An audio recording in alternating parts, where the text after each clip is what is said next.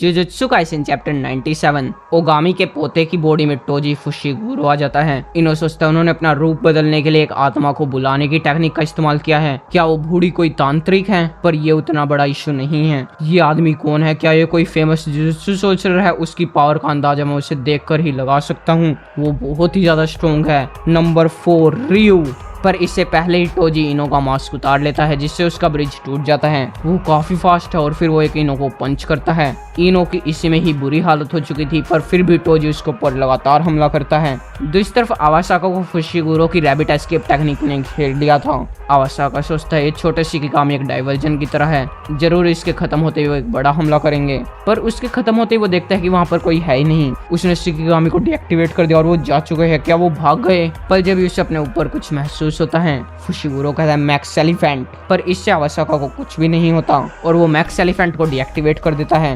पहले तुम एक्टिवेट करने लग रहे हो और फिर डीएक्टिवेट किए, कितना अनोइंग है। एक आदमी बनकर मुझ पर सामने से हमला करो। हाँ, ये उसका स्टाइल है। जब ही यूजी आवासाका के ऊपर एक कार फेंक कर मारता है। ये बच्चा बेचैन है और उसके पास बहुत ही ज्यादा पावर है, पर आवासाका उस कार को एक तरफ फेंक देता है। उसके बाद फुशिगुरो उसके ऊपर हमला करने की कोशिश करता है, पर आवासाका इसे डॉज करके उसके ऊपर ही हमला कर देता है। ये बच्चा भी अब बेचैन होने लग रहा है। ये अच्छा है। यूजी अपनी कर्स्ट एनर्जी को पूरा चार्ज कर लेता है और वो और फुशिगुरो दोनों उसके ऊपर हमला करते हैं। आवासाका सोचता है मेरी कर्स्ट टेक्निक है इनवर्स। जब ये टेक्निक एक्टिवेट होती है तो कमजोर अटैक ताकतवर बन जाता है और ताकतवर कमजोर। कोई भी आज तक मेरे इस काउंटर अटैक से नहीं बचा है। तुम जितनी कोशिश के साथ लड़ोगे तुम्हें हराना उतना ही आसान होगा।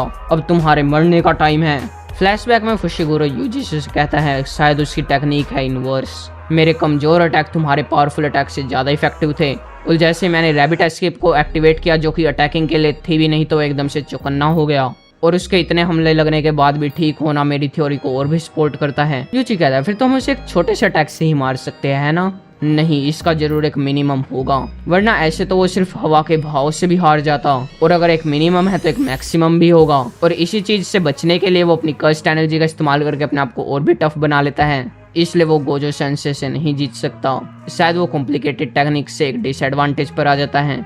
यूजी कहता है फिर तो हम एक साथ हमला करेंगे, एक ताकतवर अटैक के साथ और एक कमजोर अटैक के साथ। हाँ, पर हम उसे पता नहीं लगने देंगे कि हमें पता है। हम उसके ऊपर और भी प्रेशर डालेंगे।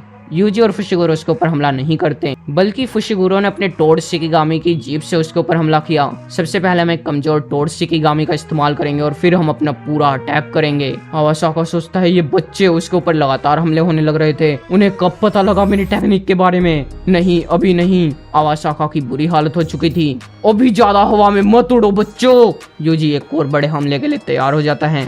आवासाका उसके ऊपर हमला कर देता है, पर यूजी उसके अटैक को डॉज करके अपना हमला करता ही नहीं, वो बीच में ही रुक जाता है। वो पहले ही रुक गया और फिर वो वापस उसके ऊपर हमला करता है। आवासाका सोचता है वो मेरे पास ही रुक गया और फिर उसने अपनी पावर को एडजस्ट किया। फुशिगुरो कहता है तुम सच में ऐसे अटैक काफी अच्छे से कर सकते हो। यूजी कहता है सच में। और आवासाका की बुरी हालत हो चुकी थी, वो जमीन पर गिरा हुआ था। और ये चैप्टर यहीं पर ही खत्म हो जाता है।